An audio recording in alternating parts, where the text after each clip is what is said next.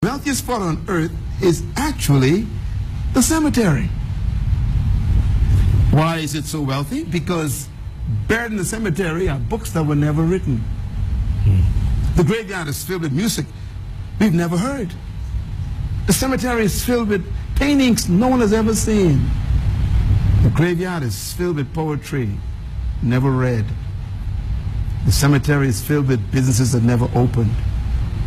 The graveyard is filled with awesome companies that never got started.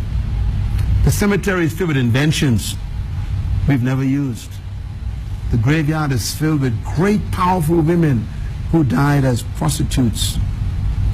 The cemetery is filled with awesome men who died as alcoholics and drug addicts. It's a rich place. And that's why I really came to Kenya. I came to Kenya because of the cemetery.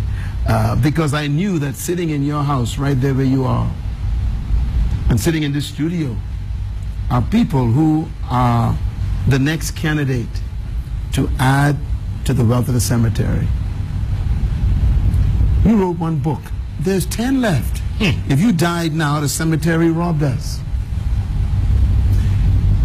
I came to Kenya because I want you to rob the cemetery. I want you to die empty. I want you to die with nothing else left to do. I want you to die because you poured out all of your dreams, ideas, visions, books, music, inventions, publications, that you died empty. That's the goal of life. Don't die old, die empty.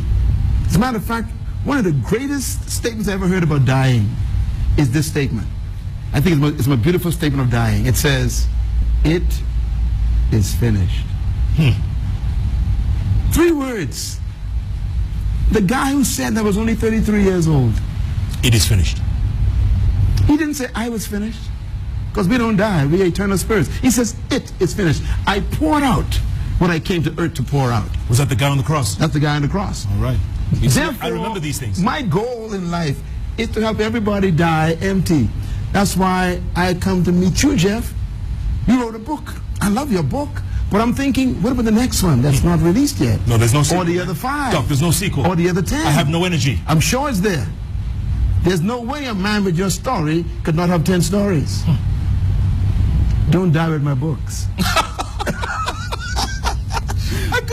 I want to challenge every Kenyan. Yes. Go to the cemetery and disappoint the graveyard.